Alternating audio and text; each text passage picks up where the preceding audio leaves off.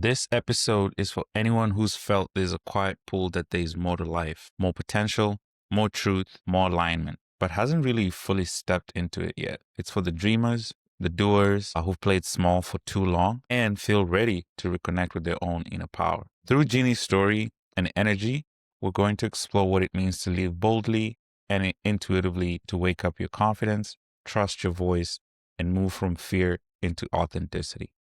You learn how to shift your energy, tap into your self-trust, and embody the version of you that you already know is capable of more. Because if we ignore that inner calling, the one whispering we're meant for more, we risk living a life that feels safe but never truly ours. This episode is a reminder that power isn't something you find, it's something you remember.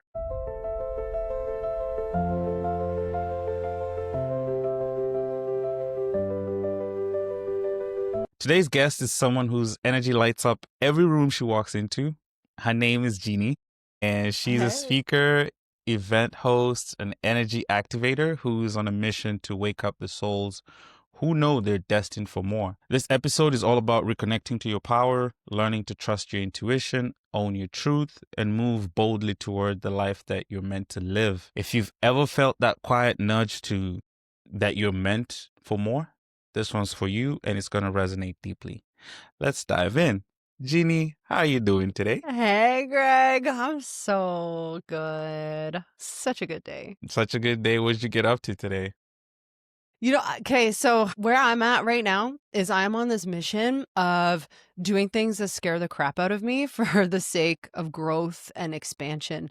So this past couple weeks, I keep showing up to new rooms, new places, having those big conversations and going out of my comfort zone. So today I had some cool meetings, shooting my shot at some opportunities, and just Yes, feeling like ma'am. in a good place today. So I'm happy to In a cap good place. my day off with this conversation with you. So thanks for having me. Yeah, thanks for taking the time. I mean, I hope this is one of the things that is on the bucket list of doing the uncomfortable things. Probably not, because you also have a podcast. So typically most of my guests are doing it for the first time. And yeah, let's dive into it. I think when I was just kind of going through your platform online, you describe yourself as an energy activator, somebody who activates the rebel soul. What does that actually mean to you, being a rebellious soul and an energy activator? I see the rebellious souls as the ones who came here to revolutionize society. We're those kids in school that were diagnosed with ADHD because we couldn't listen and sit still. We're the people who are entrepreneurs and can't work for other people. We're leaders. We can't be put in a box. We can't follow the rules that seem silly and pointless to follow. Those are rebel souls. We are the ones who came here to wake up, disrupt things, and create a new world, a new earth for humanity. And activating that energy, my way of doing that is speaking those hard words of truths and wisdom at people, and making people feel in their body that deep kind of soul level remembering of their purpose and the fact that they did come here to break the norm and change things up. I love that.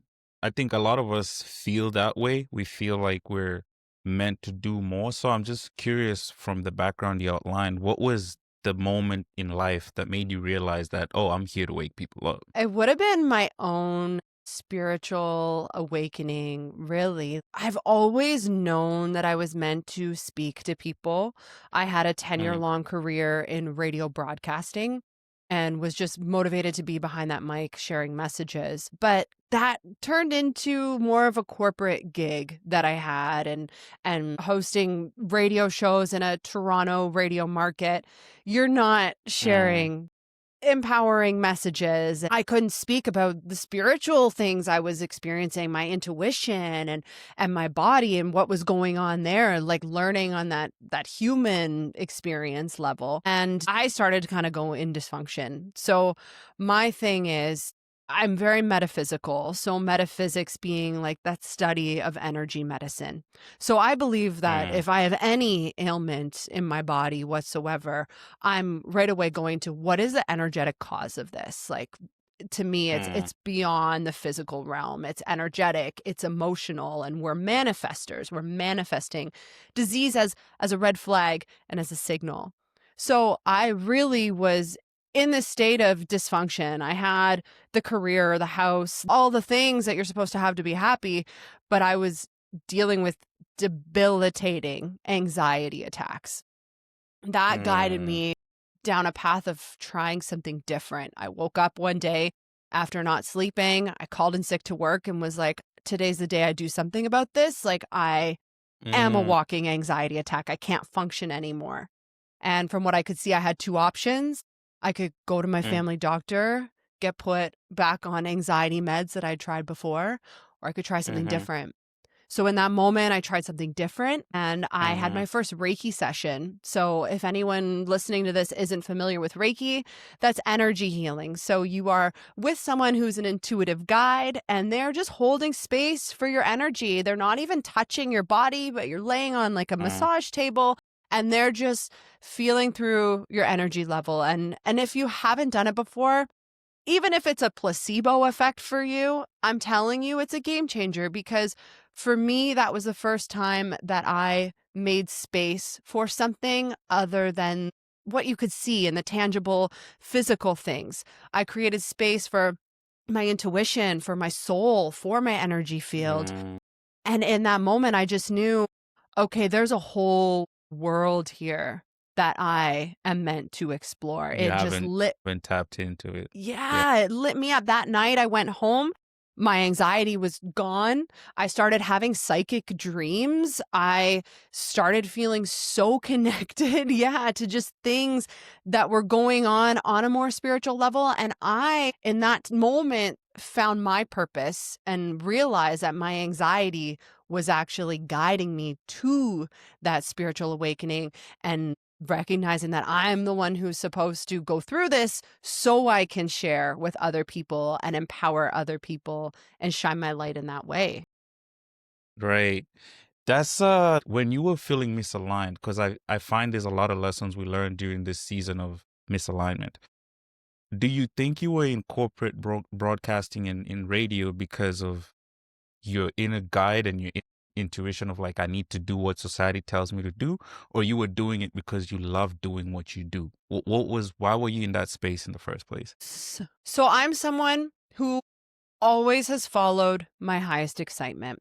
When it was time for me to go to college, I had these two callings inside of me. I was approved for a Mm, social worker program because I really wanted to help people, and then I was approved for the radio broadcasting program because I really wanted to speak to people. So in that moment, mm, I chose my highest excitement, which was radio, because I was so involved in the music industry and wanting to accelerate there. So what I realized when that happened with the anxiety and everything and having that awakening to see like, oh, hang on a minute, my purpose here has shifted.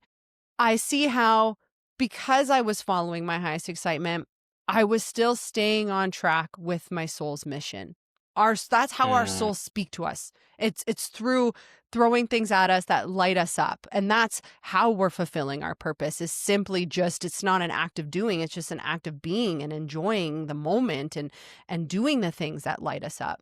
So When you felt disconnected around like the radio industry when you were doing it, that first feel of disconnect from the messages that you were sharing, how does that in turn impact you as a person to shift your, this is not what I want to do. I might want to change it. I think really recognizing once I had my own awakening and knew in that moment that I could just feel it in my bones and my heart that I was meant to help people in a more impactful way. When Mm-hmm. I actually started in radio, when I went to college, I was approved for two programs. One was social work because I knew I wanted to help people. And then the other one was radio broadcasting because I knew I wanted to speak to Right. people. I, in that moment, chose to follow my highest excitement, which was radio. And Mm-hmm. doing that was amazing. I had a great career in it, but I still that urge and call to help people never went away.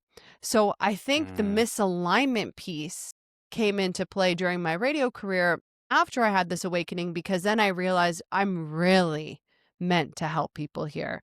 But here I was on like corporate radio doing things that were not making that impact. You're sharing messages that are sponsored and ads for clients, and you have to really mask a lot of things that you want to say and appease people. Can't really be real and go deep. And at right, that time, right. I was like, you know what?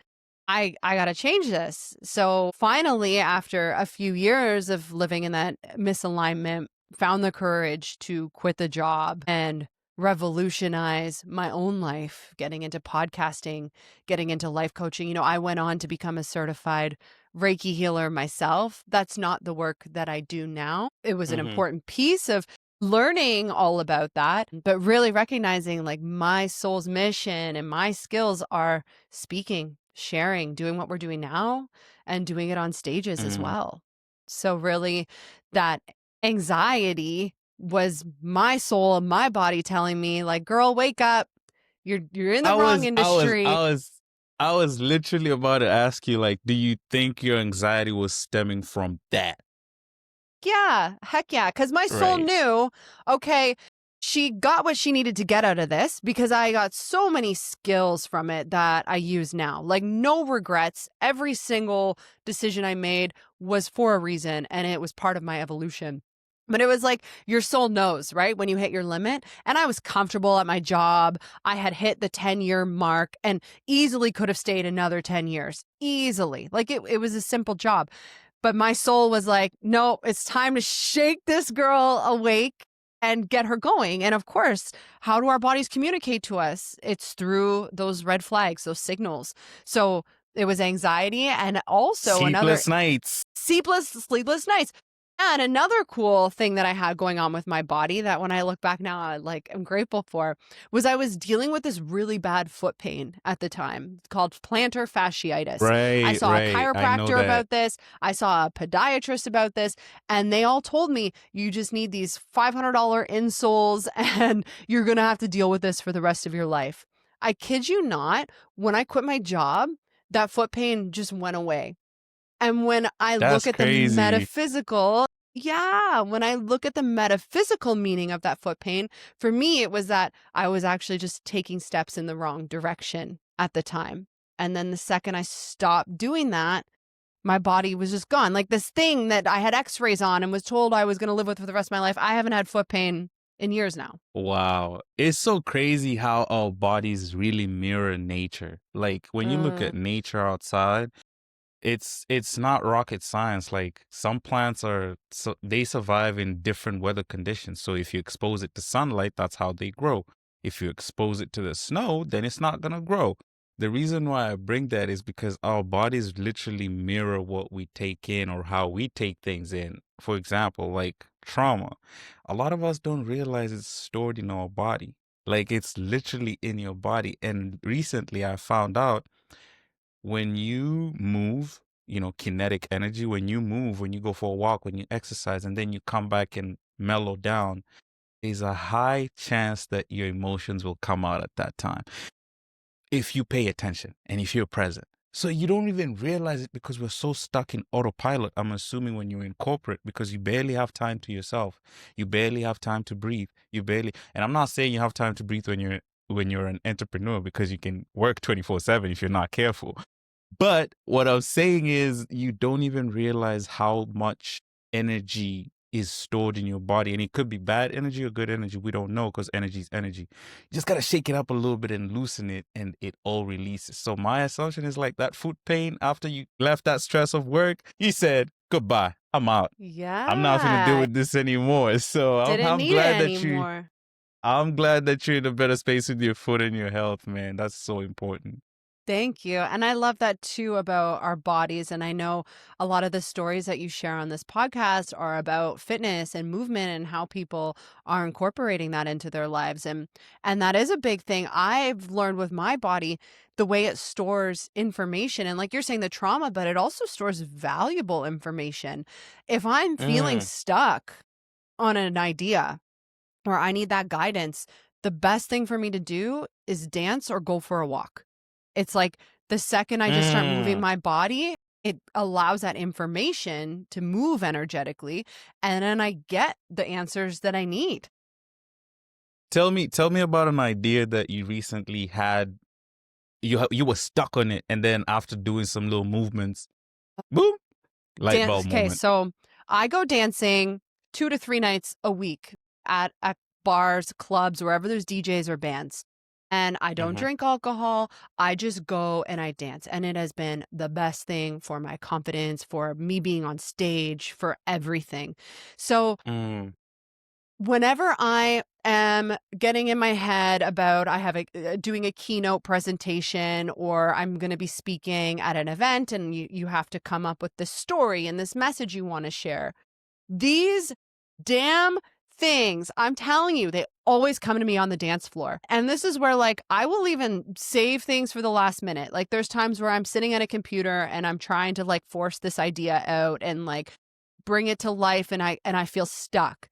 If I go right. out dancing that night, it will just all the information I need floods to me on the dance floor, because I not only am getting it from moving my body, I'm getting it from the vibrations of the music, and I'm getting it from the Mm. energy of all the people in the room. Being in that kind of environment for me, it's like I intuitively just pick up on what the world needs as far as healing and motivation and words of encouragement. And then my own vibration is raised so high because I'm doing what I absolutely love, that it's like I'm this open channel now, this source of information to come flooding in. And it does it every time. That's really interesting and very unique because, like, I'm thinking from like a mindfulness perspective. You would assume that this is no judgments to that environment, but that environment is a lot of chaos. There's a lot Yeah. going on in terms of energy and just action, right? So, are you telling me that your mind is plugged in 24/7 in that specific period? Because if you're getting this inflow and influx of ideas in that time, and to remember that after you leave that environment, yeah, that's pretty impressive. How does I can't picture around that. Like I can't really picture it. What it is it's just that I have that natural healing, grounded aura to me. So Mm, automatically, my energy just calls people in who need to talk, who need support, who need to feel seen. So when I'm in that space and I'm in a high vibing state, I feel my energy field expand beyond the room. And it's not like I'm giving from like myself. It's like I feel myself becoming an open channel that just can connect with everyone energetically. And yes, you can feel like the pain, you can feel the drama sometimes in people who are stressed out, and you take that on. But I think that when I'm in that grounded place where I'm like dancing and I'm high vibing, I'm able mhm. to almost transmute that in a way. Like I feel Right. myself just sending that Reiki energy, as you call it, out into the world. Like I went from being that light worker, energy worker who would do it one on one with clients on a massage table to now I'm literally doing it at a club on a dance floor, just shining my light, like beaming it out. And that's kind of the way I do things now. So that's just like how I get Impressive. the best information and the best like hands-on skills. If it ain't broke, don't fix it. That's what Yeah. they say. Yeah. So if it works for you, it works for you. And I'm Yeah. curious, you mentioned on sobriety, right? Like, have you always been sober, or you used were you a drinker and then you turned sober? But yeah, I was like sober by multiple rock bottom moments. Like alcohol was such a big part of my life. I grew up with parents who drank. I didn't know that you could have a social life without alcohol. Like it was just that Mm, was what I did every weekend, weeknights, going out with friends. It was all about drinking. But then same thing, like when that anxiety hit and when I had that spiritual awakening and started connecting with my own intuition, I realized that alcohol was lowering my vibration. It was knocking me down a couple pegs every time I would get myself up, and it really wasn't serving in my highest good. I also just mhm. didn't want to have that guilt and shame and that anxiety, I would call it, the next day when you wake Yeah. up and you just feel terrible. So, yeah, so it's been like 3.5 years now of no alcohol. Congrats. Thank Congrats. you. That's Thank you. huge. That's huge. And man, I dance harder now, like in the bars than I did before, and I'm not sloppy falling over. And I have way more confidence now. Like I used to think I needed alcohol to be confident, but once you find that true confidence from within, it's a game Mhm. changer. It's a game changer. Let's are you open to me double clicking your journey on sobriety a little bit? Heck yeah. Yeah. Okay, perfect. Because I really love that. I really love the fact that you're very openly promoting this lifestyle where that environment typically is filled with alcohol, but you're saying from experience and lived experience that you can be in these environments and just be yourself. And you're cultivating the inner confidence from doing the work on a day-to-day basis that you don't necessarily need that liquid courage to be courageous. You can literally have the courage to do everything and anything that you put your mind to. So I'm curious, before you get to that point, the shame, the guilt, are there certain things that happen in your life that you look back and say, you know what? I had shame in that moment, but it really shaped the person that I am today. Yeah, absolutely. Like, really, all of those like guilt and shame, those drunken moments, they kind of just compounded, right? And like we were saying, how the anxiety was the instigator for me to pursue my spiritual awakening, walk out of a career that wasn't serving me. That guilt and shame and that anxiety that came from alcohol was that same fuel and motivator that I needed to get it out of my life and to find that confidence. I really would not have been motivated to do the deep healing work, overcome those fears, do the uncomfortable things, had I not experienced those rock bottom guilt and shame moments. Right, right. So when you're in that period and you're transitioning, how does the first few months look like? Because it's a very different lifestyle when your nervous system is used to being on a high alert, and then now you're transitioning to being secure in yourself, trusting yourself. The first couple of months, how does that look like for you during that change? I made really dramatic changes in the beginning. I stopped hanging out with majority of the people that I've been partying with every weekend. Nothing personal Mm-hmm. to them. It was just I couldn't be in that environment anymore. I also was seeking deeper meaning in life and conversations. So I started surrounding myself in more spiritual communities, going to guided meditations and group song drum circles, yoga classes, Right, right. all of that kinda stuff. Quick question though, when you were leaving this other people, like the drinking buddies behind, did you communicate that, or it was just like a cold turkey, like, hey man, No, I that gotta was do where what I I gotta dropped the do. ball. That was where I dropped the ball, and some friends called me out on it later. Like, years later, I've had friends, like, say, "It hurt my feelings when you just, like, stopped reaching Mm, out and stopped connecting." And I'm like, "Hey, it wasn't personal, it was me." So, yeah, advice I would give to someone in that situation is maybe do give your friends a heads up, like, let them know straight up, because I think too, my friends would kind of reach out to me, invite me out, and I would make up excuses sometimes that weren't the truth. And speaking our truth will always work out in our favor. So if I could change that, I think at the time it would have really benefited me to say, hey, you know what? I'm not coming out because I don't want to be in that environment. I don't feel comfortable. It's not who I feel like I am anymore. I need to explore more. But at the same time, letting go of those friends at that time, some of them I don't talk to at all anymore because the relationships really were based on partying. But those true right. ones, they're still in my life now. But when we Right.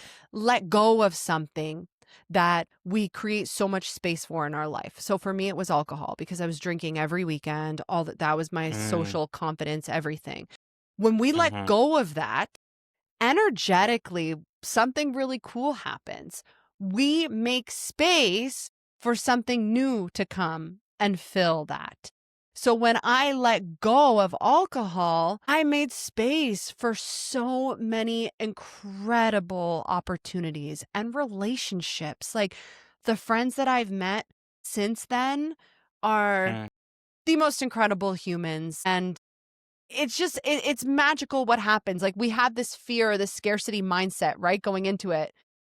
Yeah. And It's it's night like, and day. It's night and yeah. day. Like you can't even, it's not comparable to like anything. It's night and day. Yeah. So So like, just yeah, you the have to have that amazing friends that you trust. met. Right. Yeah. The amazing friends that I've met, I dove into hanging out in the entrepreneur community, going to a lot of networking events. So now I have all these friends who are business owners who are absolutely killing it and they're motivating me and they're not partying like that. Like they're getting up, they're doing their work, and then even hanging out with friends in the spiritual and wellness community that really care about their bodies. Like when we hang out with people who are who we want to be, it's the Mm-hmm. best way to level up and become that person. And when I stopped hanging out with those people who didn't have any goals and just wanted to party all the time, it made opportunities for me to level up and attract those aligned people. In a way though, can we be honest? I think it's good that we always share the positive side of leveling up your circle and having people who are like-minded and people who push you to be greater. That's great. But sometimes I think we also need that compassion because we were all there at one point. We didn't know what we were doing. We didn't know what this lifestyle of an awakening and pursuing your dream and purpose looked like. And all we knew was relating to pain. So I think sometimes we have to also look at the other side with a little bit more compassion because it's like, I'm not necessarily judging you for what you're going through, but I have an open space for telling you more about where I'm headed if you're open to that Yes. conversation. Right. And that has been a beautiful part too, is like the Mm-hmm. role modeling that comes from that. Tell me more about that. Tell me more about that. So I did become a role model to those people who I was partying with every weekend, and the more that they saw me like being confident still and having fun without alcohol, the more curious they became, because now all of a sudden they're like, "Wait a minute, like that doesn't look so bad. Like you're actually having that much fun and you're not drinking and you're still confident and social." So we become these role models, these leaders. This is part of our revolutionizing as these rebellious souls who are breaking the traditions, breaking the norms, and creating a new way. We become those leaders that people look up to and see, oh, things can be different. I can walk a different path than what marketing messaging is telling me to do and what my friends are telling me to do. Right. I love that you coined that term role modeling because essentially it's kind of like the mirror effect. Like people see in you what they want to see in themselves. So if they have the capacity to meet that version of you, that's why some friends stay and others don't, because some of them are ready to meet you at that point and others are just not at that level yet. And at that point, that's Yes. not your fault. That's not your fault. I'm just living my truth. So whoever is attracted by that truth, well and good. If you're not, it's also peace and love. So Yeah. it's really good that you've found that confidence within yourself because man, as you said, the marketing alcohol is like the mostly accepted drug, but it's the most lethal in my opinion because it can really damage not only relationships, but it's a constant anxiety trigger, it's a constant depressive liquid, it's is literally everything. And I'm on that journey as we speak, so it's like it's really good to hear that you are going through that journey, and it gives me that courage to also show up differently. I've been going to events solo recently, and for the first time, I'm like confident in saying, I'm good. Are you drinking? No, I'm good. How long has it And been I'm for not. you? I did. So this is the journey for me. I did one time for 8 months, and then I was like, you know what? I'm healed. I'm good. Nope. I went back, and then this is a certain life incidents around shame, guilt happened again, and I was like, man, listen, I'm good. I think this time I'm actually good because I kept hearing the same thing. I Yeah. literally kept hearing the same thing. I love sober Greg, drunk Greg. About that one. So Yeah. I was like, you know what? let me give let me give this thing a try, but now let me go back to the core childhood wounds that are actually impacting why I'm doing what I do. So I start being aware. I start putting more emphasis in just feeling my emotions, and that's where I was telling you about trauma in your body. Like I'm releasing Mm, years of stored trauma. So it's like, okay, whoa, this is crazy. But the funny part is the way you feel afterwards. Every single passing day is me feeling like I don't need it. So to go back to the events, I show up to an event a couple of days ago and I'm like, "No, I'm not drinking." And the conversations that you have, the way you feel in the morning, the way you feel after coming back home, because I always do a check-in after I come back to my own space. Okay, how are we feeling? All right, not so bad. No regrets. I was very calm, very myself. And you realize people actually want to talk to you more. Which is crazy. You don't yeah. have to perform to get people to talk to you. Like people are very open to coming and having genuine conversations with you, which essentially was the first thing that I wanted when I stopped drinking. Same to you. I was like, I am sick and tired of this club conversations where they don't go anywhere. Like after the night is done, there's no cohesive relationship building. And I wanted more than that. And that pushed me to start Limitless, which has enabled me to have more meaningful conversations, meet genuine people. So the same type of journey, and I'm so glad that I met you because now I have like a reference point. If I'm ever in a space like, I don't know how I feel. Hey, Jeany, what's up? This is what's Yeah. happening, I can be your and it's sober just so cool. companion. And when I say Eh, sobriety too, like don't get me wrong, I guess I'd call myself like California sober too. Like sometimes I'll smoke like a little bit of weed and I'll microdose mushrooms and like Mhm. am open to like I'm not this person who is like I need to be straight edge as per se. I think what it Right. really is, the important part is recognizing why you're using something and when Mm, you're really relying on it. So now like I have been able to find that full control over I don't need any substances for anything at this point outside of myself and my breath. And part of doing that too, like you were saying in those early months, it's really hard and really uncomfortable. My mindset going into it, and while like you're overcoming these addictions, like another addiction I overcame in the last couple of years has been food. Like really, we have food, we have doom scrolling, sex, like whatever we have. There's so many other bruh. things that aren't just alcohol. That So is true. Talk about it. yeah, and like, the biggest breakthrough I had, like alcohol, that one was actually easier for me because the guilt, the shame, the hangovers, I was like, so done with it. I had enough rock bottom moments. It was fine, like goodbye, see you later. But food, that one was more recent and that one was really hard to do because like emotional eating, right? And I think even when I gave up Right. alcohol, then a lot of my weekend nights would be like, oh, I'm just going to have like really good food instead of going out drinking. Like treat yourself and you have a big week at work and you're like, I'm going to order pizza cuz I deserve it. Like that stuff is just so for me, that became its own toxic thing too. So, what really helped me get through and have that breakthrough with that was recognizing, for one, how food was making me feel. Because when you do eat carbs and you eat a lot of sugar, it does make you feel like garbage, the same way alcohol can make you feel like garbage. It sends those chemicals to your brain that can really affect things and get things out of alignment. But how I really broke through that was for one, having the confidence because I knew I could because I gave up drinking, which was hard. I've given up smoking cigarettes and stuff in the past too. Was what really got me through the food thing was getting super comfortable with being uncomfortable and Mm, doing things deliberately that would actually make me uncomfortable to just like push that threshold and prove to myself that I could do it.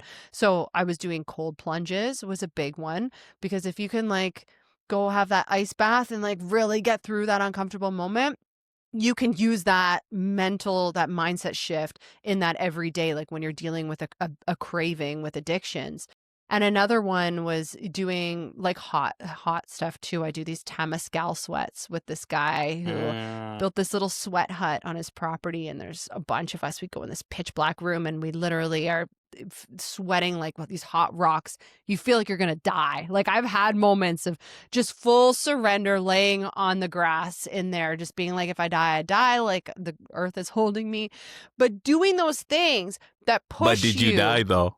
No, You I did. didn't die. And every time you come out so Yeah. much stronger. Like you're saying with the way you're processing your traumas in your body, I'm sure every time you get through one of those moments where when they come to the surface, it's incredibly uncomfortable.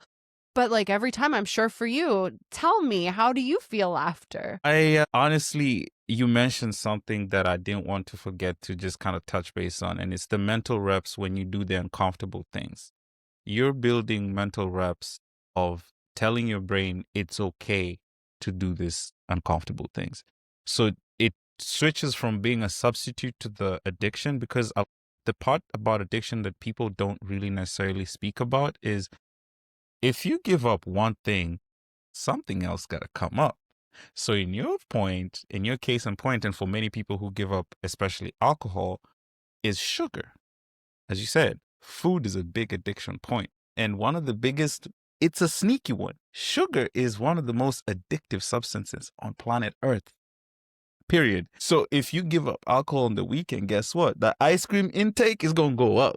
That pizza that you're talking about is going to go up. Like Hell yeah. something got to give. So I love the fact that you recognized it.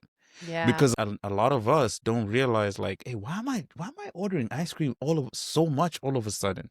Yeah. There was a point where I was buying ice cream like crazy. Shout out Ernest Ice Cream.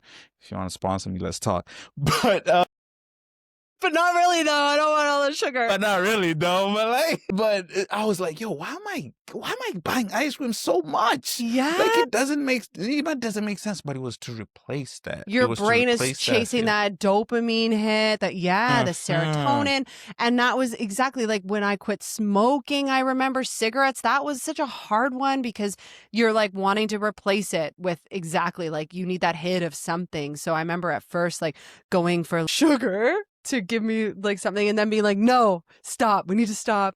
Just be uncomfortable, get through it. And then the breath, like breath work is a very popular thing, at least where I am in the Toronto area, Ontario. I'm sure you're Vancouver. There's a lot of breath work facilitators popping up right now. And there is something really magical about breath work and the more that we do it. And that is something that has helped me overcome every addiction, every hard moment, releasing those traumas from the body too, is just focusing on that breath and using it as an activator on a somatic level too. Yes, that somatic release is so important, at least for me as well. When you say breath work, let's say for instance, you have a craving come up. Is that when you dive into like breath work in the moment in real time to kind of calm your nervous system down? I would breathe through it. Breathe like anytime you have that really uncomfortable situation, just breathe through it. Just like let your breath guide you and release what you need to release, like that pent up energy, that craving. Because if you hit your breath the right way too, like your brain can produce natural dopamine and those chemicals that you are kind of that hit of what you're looking for. Like I think breath work is just getting high on your own supply essentially, because then also if you do those deep breath work like sessions with people, like I've done those guided ones where it's like 40 minutes long and 20 minutes in, like you're having full on out of body, in body, crazy experiences that you cannot explain, like that are equivalent to doing drugs and being messed up. But it's just you're activating things through your breath. It's so key. And as you say, like, think about it. The breath is literally life. If you stop breathing, you don't live. That's why for me, I always say it's one of the most magical things outside of sleep, because shout out to sleep. The way it rejuvenates your body is it's just different. So me and my sleep, and we locked in, twin. We locked in. I am through the week, but weekends are for dancing and being out having fun. I will sacrifice sleep for fun. I don't, you gotta do what you gotta do sometimes. You gotta do what you gotta do, right? But yeah, But get my I sleep. think I think a lot about the journey that I'm learning about you is centered around purpose. Just as you said, like the inner rebel. Why do you believe the rebel soul is a big part of your brand? Like when you're talking to people who are vibing with you on that brand mantra, what do they crave? What are they looking for? They are the ones who know that they are destined for more and that they are living in a society that was not designed for them to be happy or succeed. So the rebel souls are really the ones who are looking to break the mold and revolutionize and pave a new way. And I have been that person ever since I was a kid. I hated public school, imprisoning. It felt wrong. I didn't want to be there. And always since those early days have questioned meaningless rules, like rules that are just why are they there, and always been like why are we chasing after these things, why are we doing these things. And especially once I checked all those things off my list of the career, buy the house, have the kids, Mm, get married, do all those things that were sold, mm, that Disney dream of do that and you'll have mm-hmm. happily ever after. I did all those Right. things and then woke up one day and was like, well, who the hell was that for? That didn't bring me fulfillment. And then realizing, that's not what life is. That's not the human experience. Our human experience, what we're meant to do is follow our highest excitement and do things in a way that makes us feel happy, not do things for what society wants us to do. Breaking the mold is, we're not taught enough about that.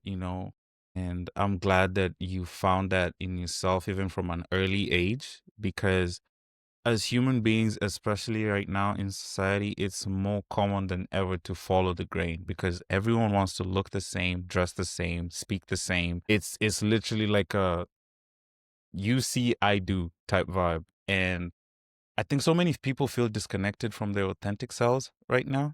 So why do you think that's the case? Why do you think there's a lot of people who are not authentic to their true self?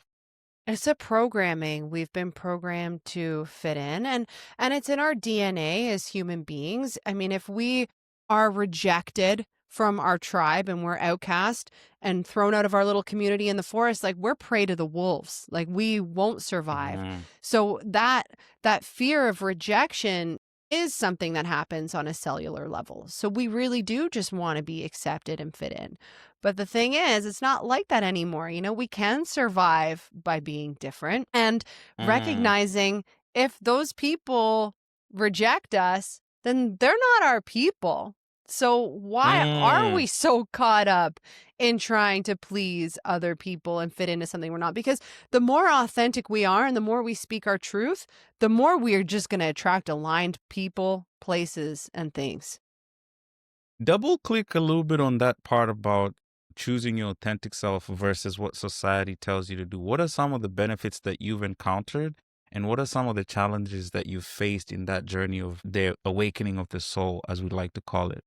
Yeah, the authenticity piece, I guess, right? With challenges that I've faced with being authentic is just having to overcome those fears, losing friends, family members too, right? Like you're just so worried about saying something that's going to hurt someone's feelings or that's going to make you seem crazy. When we are our most authentic selves, we allow ourselves to live in alignment with the life that we came here to live. So there's some of the challenges you're saying is losing the friends, losing like the family members, or sometimes having those boundaries can be very detrimental in having a community around you because the shift, people start falling away. But then the benefit is you start adding your tribe, as you said, right? You And I attract the really love, aligned ones.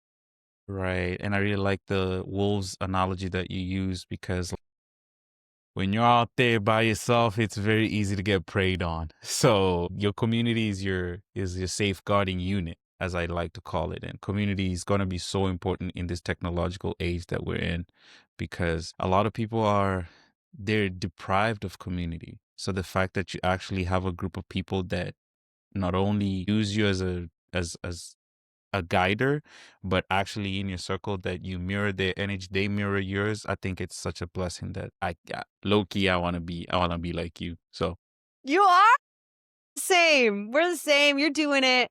We're both rebel souls. We're here revolutionizing. We're having these conversations. You are an initiator for that change in people. The stories that you're pulling out of the guests that you have on your podcast, like you're being a damn light worker. You're being that role model. You're healing. You're planting those seeds of transformation and change in other people's lives. And I see you doing that. I see you doing magical things here, my friend. thank you. I appreciate that. One of my core wounds is the lack of feeling seen. So that hit me. Good. I see you. Yeah. But And I also love that you tap into that you'll own your core wounds like that, because that's a big thing. That's a really big thing. And again, like, it's been a work in progress, not perfect by any means, but being openly aware and saying, listen, there's no shame in knowing your pitfalls and knowing the things that are stopping you from becoming what you want to become, right? And that actually leads me to kind of like pick your brain on this. When you're going through an awakening, what part is actually more about unlearning than adding more? Because, like, yes, healing can be you go for the cold baths, cold plunge, and you do all these extra things that you add. But sometimes healing can also mean we unlearn a lot of things, because to Absolutely. become the version of who you want to become, you kind of have to. It's addition by subtraction. So, like, Yeah. I'm curious, in your awakening, what are some of the things that you've had to unlearn instead of adding more things onto your plate to become this version that you are? It's so funny. I feel like my awakening journey went in like a full circle back to like where I am now. Cause like I was saying, like now I go out to bars like 3 nights a week as the non-drinker, just out partying, dancing, having fun. Well, when I first had my spiritual awakening, like I thought those are toxic environments. Like I'll admit, like I got pretty judgmental. I kind of got this like spiritual ego where I thought I knew more than other people, and you kind of judge people who are doing those like low vibe things, and you kind of get this superior complex, which I'll admit, like, not my greatest moment, but I did kind of go there a little bit. I think it made me feel a bit better about the choices I was making at the time or whatever.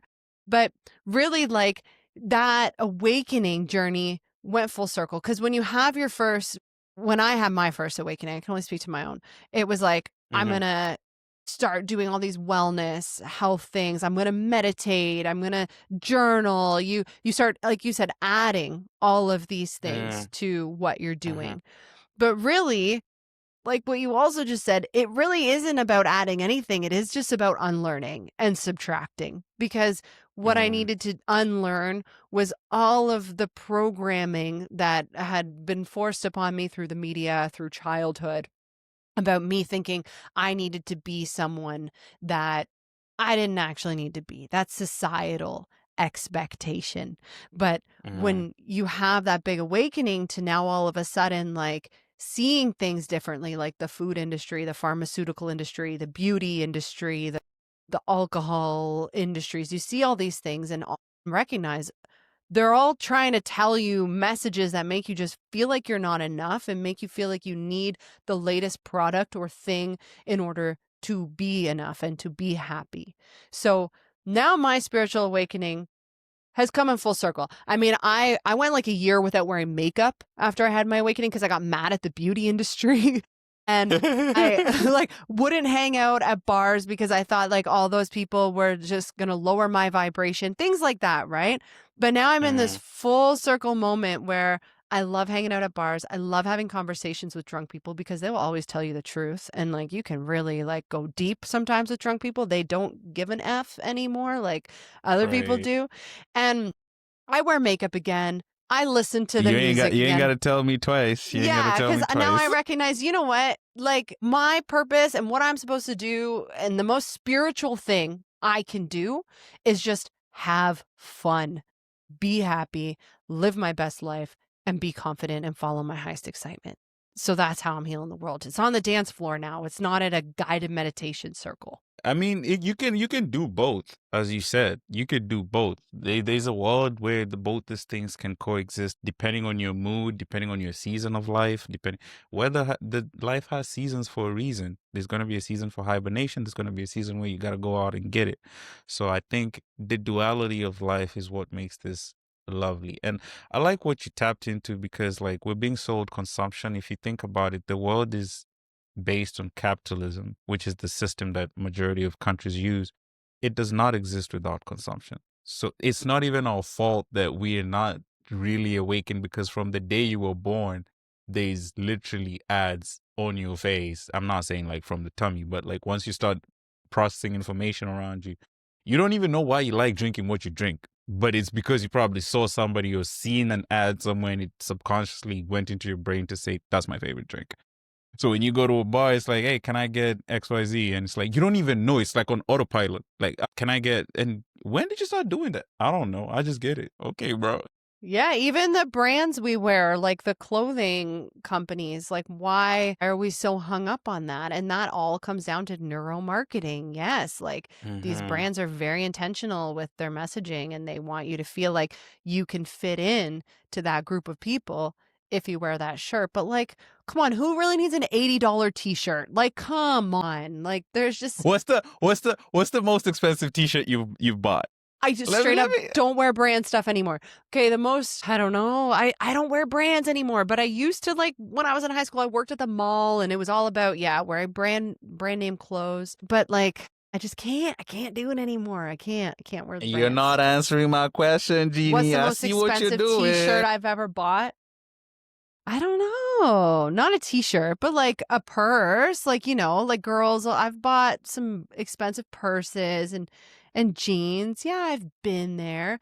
But I will be straight up with you now. I get most of my clothing from thrifting because I genuinely just have a good time going to a thrift store and looking for hidden gems. And also, I really believe now that there is enough clothing in this planet for us all to get by for a really long time. We don't need to produce anymore. Like I try not to order fast fashion stuff and don't shop at the mall as much. Try to be more ethical Right. about what I wear. But also, like, don't get me wrong, there's the odd time where I'll get an ad online for like a really hot dress or something. And I'm like, okay, add to cart. But just trying to be more aware of Right. what I'm. Awareness is the first step. So What there's about you? there's Are no you wearing shame. brand name clothes right now? Do you got a brand on your t-shirt? I wouldn't say brand. I mean, it's just one of those fast. I don't even want to call it Top Man. I Okay. don't know. I don't know if Okay. that's a brand. But for me, that's an ongoing conversation. Yeah. But honestly, over the past year or two, I haven't really been buying clothes like I used to when I was in university. I do like to dress, but I used to like kind of buy an outfit for occasions. Yeah. So now it's more of like, bro, you don't need all that. And I'm in the process of moving, so there's a lot of donating that I'm going to do to kind of downsize my clothing, my shoes. Man, shoes, Lord have mercy. You're a shoe guy? That's your thing? Oh my goodness. I I have a lot of shoes too. my I name love is Greg, and I'm fashion, a don't get me recovering wrong. Yeah, I'm a recovering shoe. Yeah. shoe addict. So it happens to the best of us. It's okay. It's okay. Yeah, but yeah, I think for that it comes as you age and as you gain consciousness, and that leads me to like, you're into this conscious space, leadership, guiding other women and men alike, and just you're feeling like humanity is in its purpose, creativity, and self-expression era. I want to ask you, like, what about yourself makes you feel like you're equipped to be a good leader, and what does leadership mean to you? I do everything with the best intentions. I do everything in the most benevolent, kind way with pure love and an open heart. And I really think that those are the types of leaders that we need in the world, not people who are leading from a place of wanting to seek control, power, or money, you know? I Mm-hmm. genuinely, when I'm on stage or doing a podcast episode or just being in any public space whatsoever, I am always setting that intention to role model and lead for the highest good of all and just to make this world a better place and spread love. Is that something that you learned as you evolved as a person, or are there mentors and other leaders that you kind of came across and they gave you that game to be a better leader? I would say my best mentors have just been books that I've read. And the biggest breakthrough that I really had around how I wanted to show up and the main messages I wanted to share and how I wanted to make people feel was recognizing vibrationally in the world, like the two polarizing frequencies of fear and love. And I Mm, think that there's so many things, the meat society, programming, marketing that's trying to keep us in fear and lack and not mm, enoughness. And the best way mm, to fight against that and make this world a higher vibing place is to choose love. mm, Every time we choose love over mm, fear, when we're presented with the two options, we raise the vibration.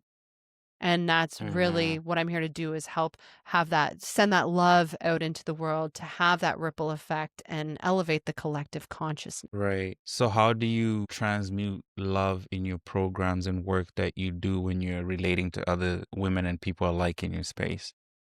Really just the awareness piece is huge and Mm-hmm. the role modeling piece too. So, I mean, anytime that I'm presented with fear, be it like fear a neighbor, fear someone on the street, like I will intentionally go into like, okay, like let's choose love. Let's choose love. What if this person's not scary? You know, what if the world is actually a safe place? And what if I turned off watching the crime documentaries and I actually just go out in the world and learn that like people aren't murdering each other all the time. Like we Mm, really it really comes down to just fighting those fear thoughts and doing mm-hmm. love, choosing love in any moment. That I think you simplified it really perfectly in the sense that, I mean, don't get me wrong, there is negative energy in the world, but if you, I was listening to something earlier this morning and they were saying, like, if you look around your room and you start looking for red stuff, you'll see a lot of red stuff. And if you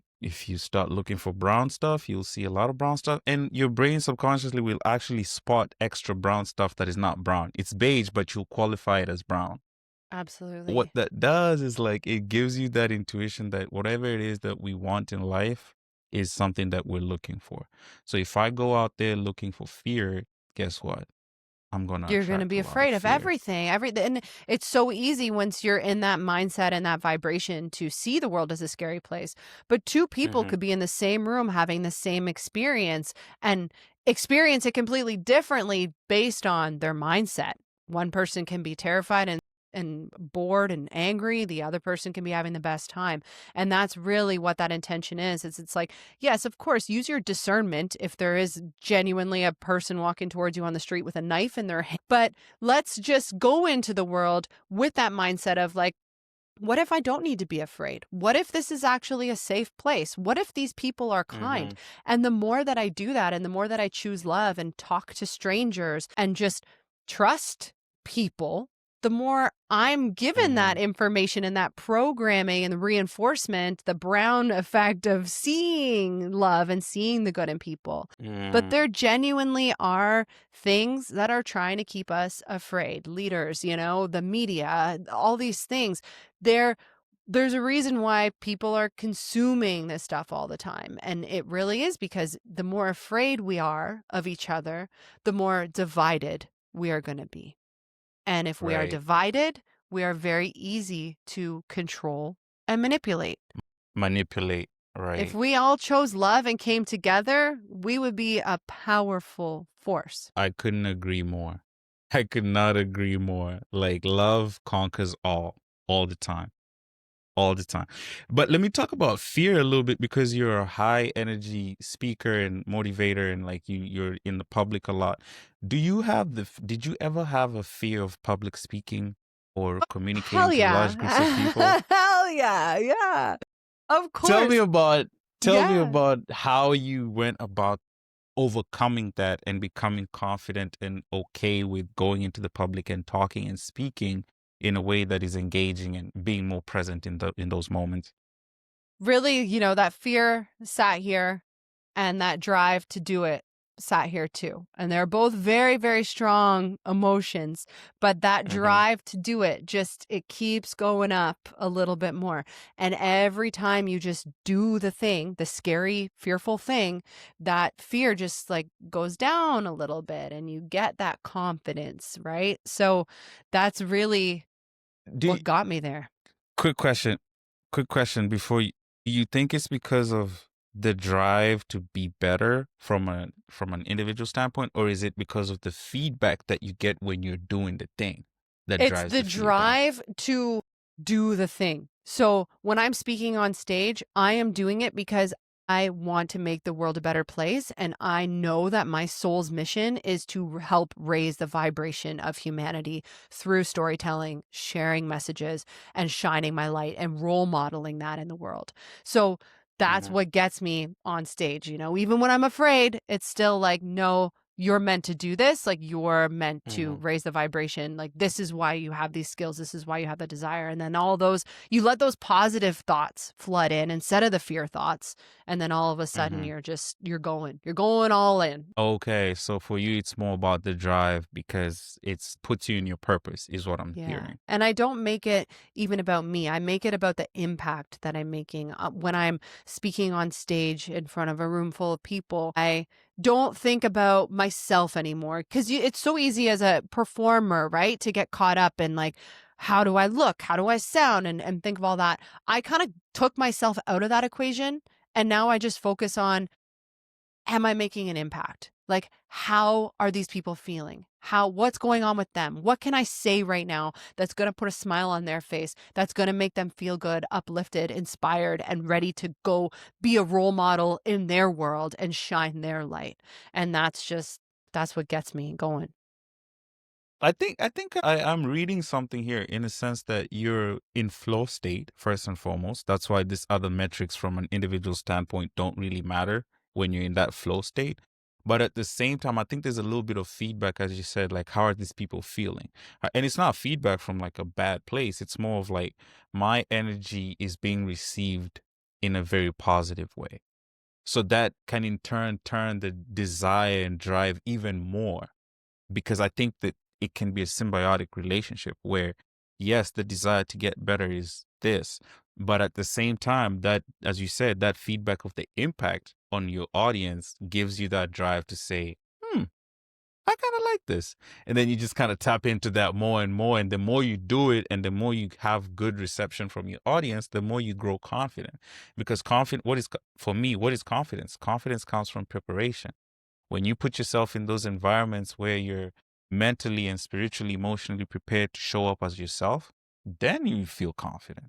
So if you do it over and over and over again, that fear factor goes lower and lower and lower and lower. So I think I was just observing it as you were speaking because I think it's a good call out to say the two are symbiotic in a sense. Absolutely. Yeah.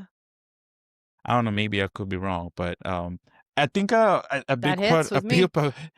a big part of healing is integration. Is something I'm learning as I grow. What message would you give to somebody who feels like they're standing on edge of their next chapter? How could you encourage that person to take that leap of faith and go for it? Time is moving regardless. So, would you like to move with it closer to your goals, or would you like to stay where you are? I mean, really, like at this point for me, I felt like, yeah, I got caught up on the sidelines for a while, like, especially when I was feeding those addictions, like eating food and stuff like that. Like eating food and like being overweight at that time in my life for me kept me on the sidelines. It like gave me permission, like, oh, you're not ready yet. You don't have to do it yet. But once you let go of those things that are holding you back and you say, you know what, like, F it, I want this, I'm going to do it. I got nothing to lose at this point. Mm-hmm. Your whole world can change, and it can change so quickly. We think that what we want is so far away, but once we take that aligned action and make those bold moves, things can happen really fast and life can get Mm. so fun and so good. But you got to be comfortable, like we said, with being uncomfortable. And if you can master that part, baby, you're limitless. Limitless. Hey, come on now, kid. I love that. I love that. I love that. You know, and as you said, like time is gonna go regardless. So we have, I think a lot of us don't really understand that we have a finite amount of time on planet Earth. We're not here forever. So if you're going Well, in this have body, a finite this body. in this body, if you're gonna have a finite amount of time to live on planet Earth, like man, make it a ball, bro. Like if you go Yeah. out, like don't half-ass it, Yeah. don't show up because maybe not. Whether you do it or you don't do it, whatever happens Yes. And at this point, I see life just as go like it's ball. a game. It's a game and I'm here to win the game because like there's some higher version of me controlling this me, my human avatar up there. Whatever belief system you want to bring into that, that's cool. But I'm like there's some higher version of me that I know is cheering me on and trying to help me win the game, and I'm just like I'm here, I'm tapped in and I'm winning. Like it's good. I look at it the same way, to be honest. I look at it from like I'm here to experience this game of life. I'm not looking like you look at it as winning, I'm looking at it as an experience. And how I gamify it is there's levels to this game. When you play a game on your console, you're like a god in that you're the character. And there's levels and missions you have to complete. So each and every time I'm faced with an obstacle or a challenge or a lesson, I'm just like, okay, so this is the stage of the game that I'm at. And eventually I'm going to have to get to that level where there's the final boss. Unfortunately, the final boss of life is death. And people like talking about death from like a fear standpoint. I'm looking at it as, hey, it's the finality of a chapter of a what life well lived. You really took your time to experience life, because a lot of people don't even get to experience life because they're so caught up in like the societal programming, and they never went against that grain. They never rebelled. Shout out rebellious souls. They never rebelled to go to a different direction to figure out what is it that truly was my calling, or what is it that I truly loved about life, for me to say that, hey, at the end, when this is all said and done, it was a pleasant and blessed experience. Some people don't get to do that. So I feel very okay with the experience of life as a game and just look at it from different levels. So Yeah. gamifying life. Gamifying life. It's the best way to Yeah. live it, really. Yeah. It's Like the no best way to regrets. live The it. day I die, my soul's going to look and it's going to review my whole human life as a Mm-hmm. timeline. And I'm going to look at it and I'm going to say, I did my best. I had fun. I learned a lot. And let's do it again. This time better. It'll always be, but this time better. This time I got I messed up there. We'll do that again. And then you're going to just do those karma loops data. until you do your thing and heal the stuff. Yeah. Yeah. Yeah, I think when we were talking as well, as we are winding down here, I think when we were talking, there was a point where, your daughter came in. I'm just curious, what about motherhood do you enjoy the most? Well, the fact that I get to raise these two humans and Mm-hmm. break all the generational things that were passed along to me is really cool. It's like you get an opportunity to really make an impact in the future of the world by sharing your wisdom and guidance with those Mm-hmm. people. And, children also, they're a huge catalyst for healing and for doing personal work because they trigger you so much. Like having kids, I had no idea it would be this challenging mentally, physically, but Mm-hmm. truly now that my kids are starting to become a little bit older, I feel like I'm in my like physically, mentally, emotionally, because I've built up so much resilience through all of those challenging moments.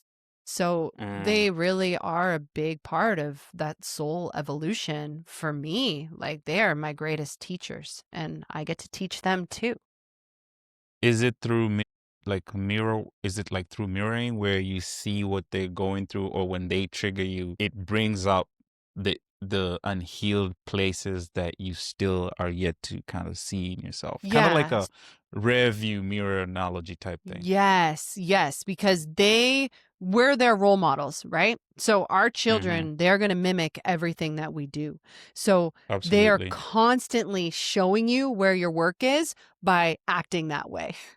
So it's like Mm, the things that trigger you the most by your children is 100% something that you do that you wish you didn't do, or you want to change about yourself, or something you've right. suppressed. Yeah. So they're constantly just mirroring exactly those unhealed parts of you, and those challenging things. And how do you typically go about it when it comes to healing that part about yourself? Like especially when you're dealing with them. Self-awareness is the biggest one. Like, I do look at triggers as mirrors. So anytime I'm triggered by anything, be it my kids or be it someone in the world, like, I look at that trigger directly as like, okay, like, for example, when I would work in corporate, I was always triggered by my bosses telling me what to do. And that trigger, when I used it as a mirror, was because I'm a leader. I'm meant to be the boss. I'm meant to direct and guide people. So I had a hard time. I was always triggered by other leaders because I'm like, I'm supposed to be the leader. But then it's just when you use it as a mirror, then you can have that compassion for the other and the compassion Mm, for yourself. So it's totally like that with the kids, right? They'll trigger you. mm-hmm. You can have the self-awareness, take yourself out of the situation and see, okay, I am triggered because my kid is not listening to me. Like, okay, let's release control. Let's look at what they're not listening. And a lot of the times, my son is a rebel soul too.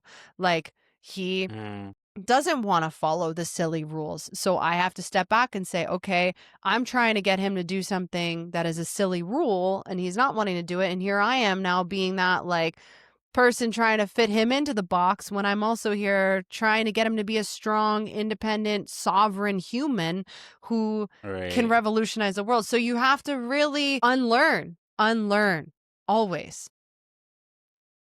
That's really interesting actually.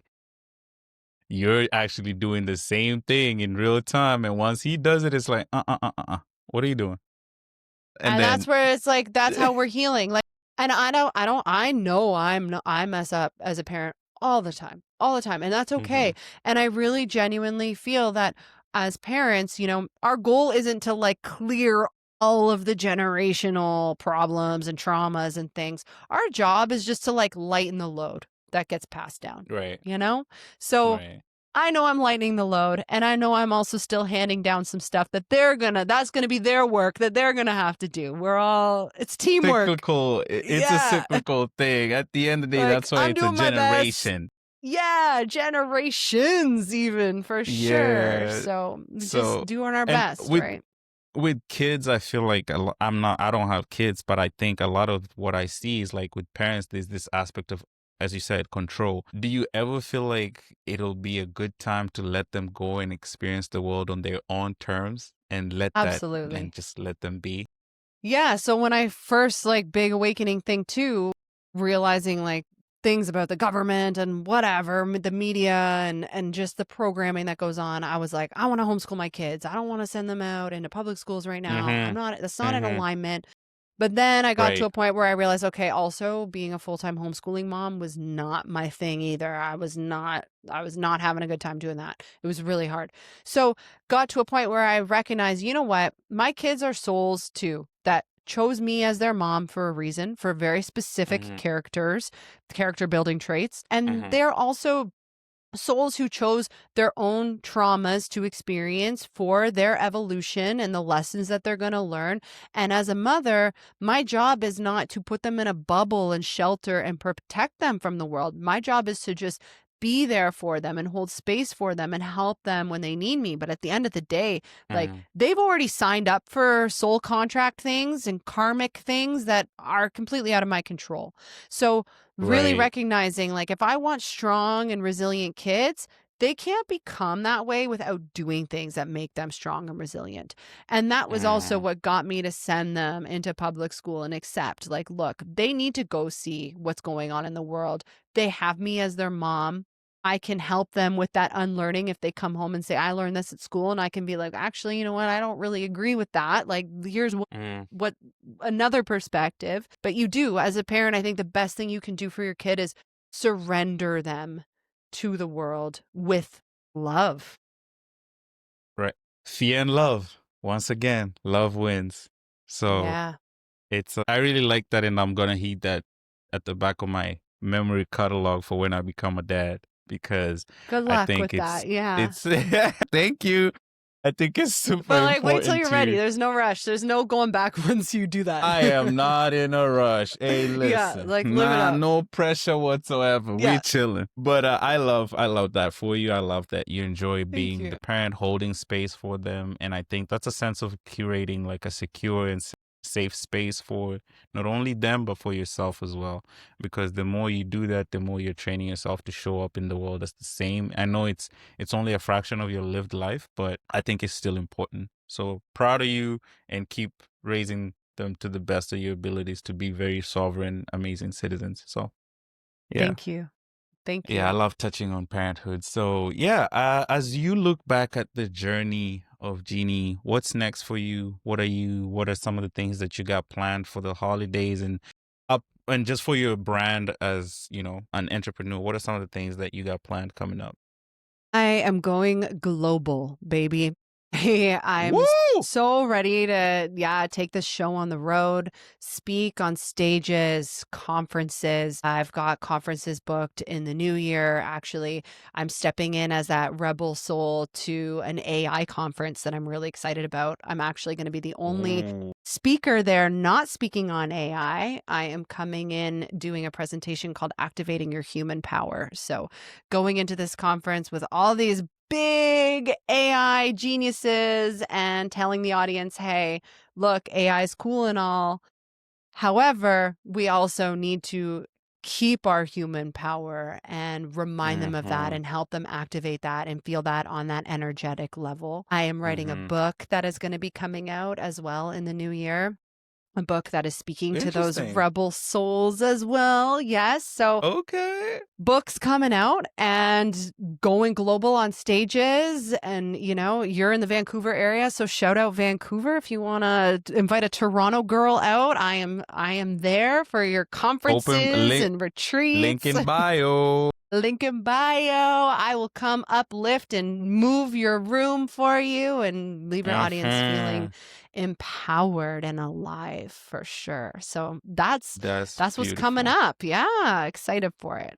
Yeah, that's really exciting. I'm super happy for you. And thank you. in this day and age of, AI, that's a conversation I literally can have for another hour. So yeah, and I love talking to the AI experts about it too, as coming in as someone who challenges them, and I've had deep conversations with them about it, and it's cool.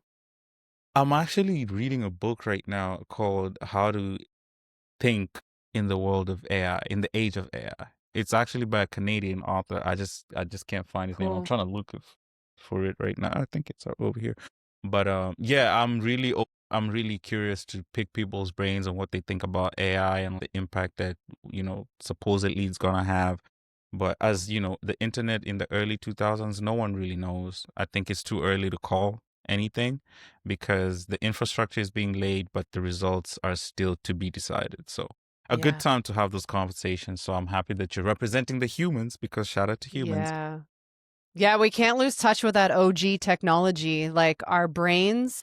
And like we were just saying, how our bodies store all of this information. We really cannot lose touch with that. And when we're introducing AI, we can't give it that much power over the human consciousness and belief system. Honestly, what is artificial intelligence? It's intelligence that wants to mimic the human brain. It has its own agenda, right? Yeah, literally, humans are the basis of technological advancement. Everything tech does is what the body and the human mind does. They just want Yeah. to automate it from like a different perspective. And it So yeah, shout has, out. yeah, it has the power, like it has its good things too.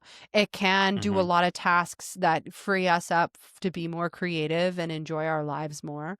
However, mm-hmm. it also, you can't let it think for you is the biggest thing, right? You can't let it think for you. You have to still practice like closing your eyes and asking your higher self a question and like receiving that answer from your mind. Don't lose touch with that because that is a muscle. Like our intuitive abilities are a muscle that Mm-hmm, we do need to keep working on and practicing. And if we just start mm-hmm. throwing everything into chat GPT, like what is God? What is the meaning of life? And asking all those big questions instead of asking our own soul and our own consciousness, that's gonna lean us in one direction that might not be in our best interest, you know? I couldn't agree more. And as to top off that, you know how AI models are trained on data. So essentially, if you're not prompting your requests in the right way, there is a possibility that it's always going to agree with you. This brings me to like life coaches and therapists. What's your take on like that field when I could just plug in my problem into Chat GPT and it'll spew out what I technically want to hear? Because as I said, it's trained with data, and what this is, it's called, there's supervised, unsupervised learning. So supervised is when it gives you input based on certain characters that you've input, and then unsupervised is when you give it a prompt and then it spews out information to the best of its knowledge. Do you think AI can replicate a therapist or a life coach in real time, or do you think that's something that it's a little I think AI can be a incredible tool to help you take some action steps. If you're giving it the prompts of like, what can I do to feel better? I think it can start giving you some great stepping stones. However, I do not think that it can replicate what you're going to get from an actual therapy or life coaching session because our brains are Mhm, wired with these mirror neurons, right? And the mhm, mirror neurons are something that we experience when we're having a real conversation with someone, when we see them in front of us, their facial expressions, and them holding space. Like I know earlier you said one of your core wounds was needing to be seen, right?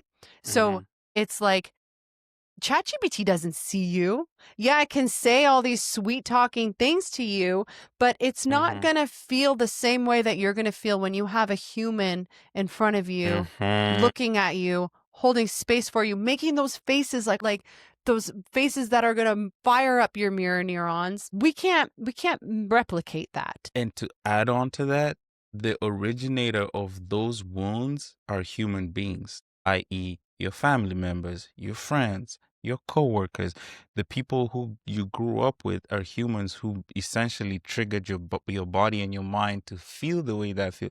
So the solution to that is basically another human being to kind of like unlearn that.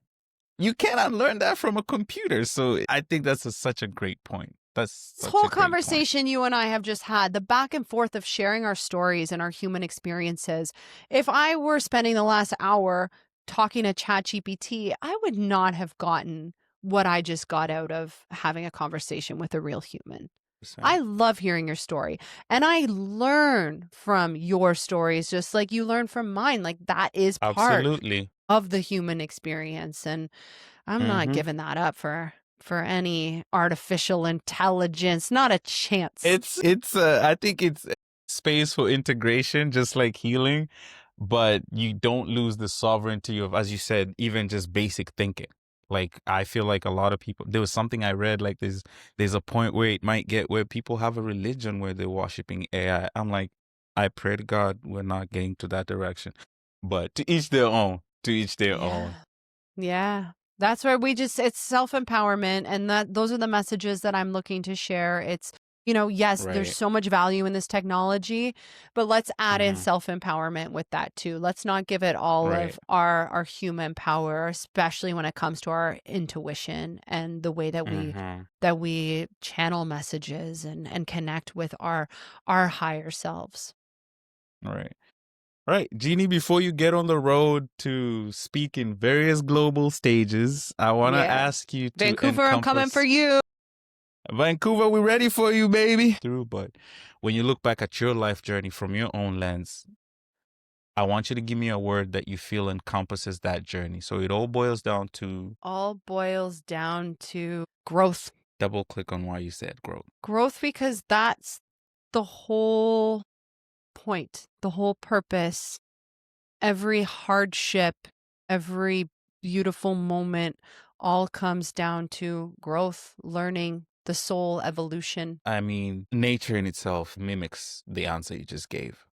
Everything outside either grows or dies, but essentially there's growth in all aspects. So I hope the next few months and years and days to come, there's a lot of growth in everything that you do. Thank you for spending time with me and sharing your stories. Where can people find the journey of growth that you're about to ensue on socials and just the media in general? Yeah, so Instagram at Jeany Crux. So I spelled Jeany Jeany, and Crux is Crux. But I go much deeper in my email list. So if you wanted to subscribe to an email newsletter where I am sharing those life lessons, I'm not coming at your emails selling you stuff. Like I kind of use my email newsletter. It's like a diary with the Right. sharing those lessons for the sake of growth and empowering other people through storytelling. So if you want to get some really uplifting and real honest emails sent to your inbox around the lessons of life, you can go to my website, JeanyCrux.com/subscribe and sign up. I will tag that on the links because we deserve to be plugged in. And, Thank you. I Yes. I just Thank you. hope that as we wind down 2025, I hope you get the rest and you recharge during the holiday season. And I can't wait to have you again once you've done a couple global stages and we can touch base on the Yeah, we'll do progress. in person in Vancouver. I will reach out to In you because person. I'm manifesting it. It's already on its way to me. It's coming. I'll be there.